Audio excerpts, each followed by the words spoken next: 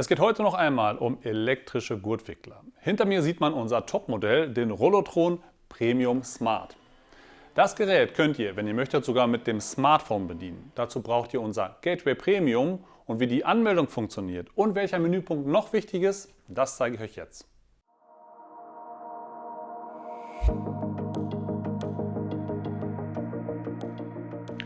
Wir starten direkt mit der Anmeldung an unserem Gateway Premium. Ganz wichtig, bei dem Gurtwickler müssen die Endpunkte bereits eingestellt sein, sonst könnt ihr das Gerät nämlich später nicht mit dem Smartphone bedienen. Falls bei eurem Gerät noch keine Endpunkte eingestellt sein sollten, dann macht das bitte unter dem Menüpunkt 9.2. Bei meinem Gerät sind die Endpunkte eingestellt, das heißt, mein Gurtwickler weiß, wie weit er hoch und runter fahren darf und deswegen starten wir mit der Anmeldung. Ich öffne meine HomePilot-App und bin jetzt hier in dem Bereich Geräte. Hier oben sehen wir das kleine Pluszeichen, da klicke ich einmal drauf und starte jetzt den Anmeldemodus. Mein Gateway Premium sucht jetzt nach neuen Geräten und jetzt kann ich bei meinem Gurtwickler den Anmeldemodus starten. Und zwar gehe ich dazu in das Menü mit der M-Taste und wähle den Menüpunkt 9, 9, 1. 991, das ist der Menüpunkt für Anmeldung von Geräten. Mit OK bestätigen. Jetzt tippe ich einmal auf das Pluszeichen und damit wird der Anmeldemodus gestartet.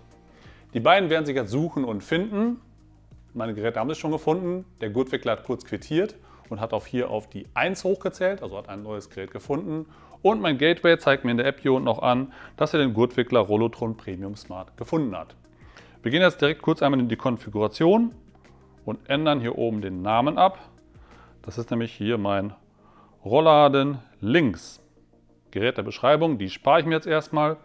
Und wir sehen, es gibt noch mehr Einstellmöglichkeiten, zum Beispiel die Geräteeinstellungen. Da findet ihr sowas wie die Lüftungsposition. Also der Gurtwickler muss ja nicht immer den Rollladen komplett schließen, sondern kann auf Wunsch bei 80% stehen bleiben, wenn ihr etwas lüften möchtet.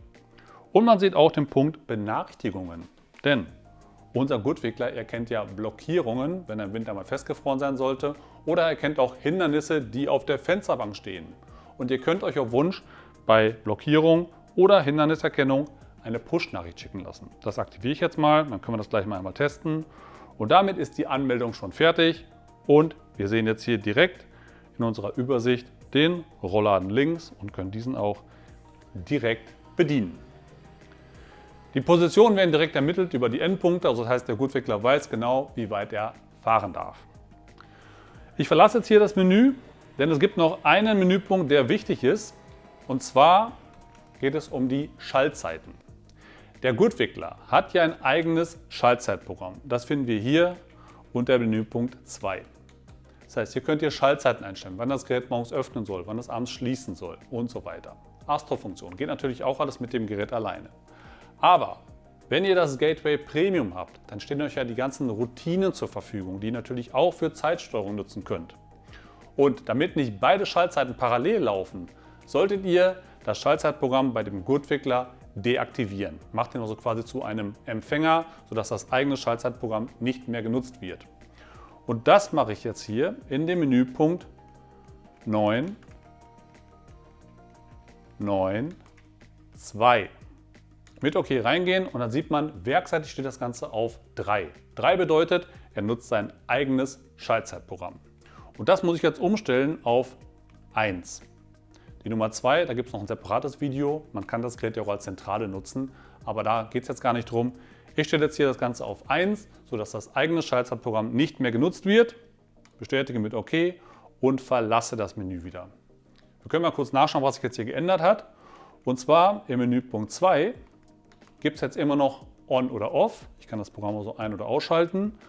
Aber dahinter geht es nicht weiter. Es gibt also gar keine Schaltzeiten mehr. Und das Gerät reagiert nur noch auf die Schaltzeitbefehle von unserem Gateway Premium.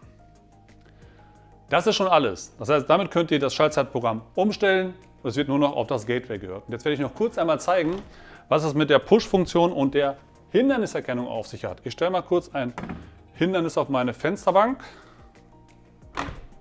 und lasse den Rollladen runterfahren.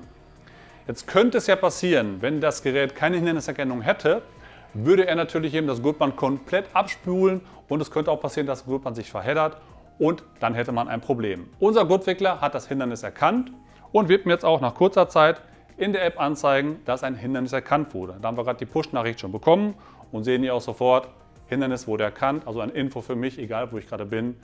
Schau mal nach, dass das Hindernis entfernt wird. Ich fahre also meinen Gurtwickler wieder hoch, entferne das Hindernis und kann das Ganze dann hier in der App mit OK bestätigen. Und dann kann ich wieder ganz normal fahren.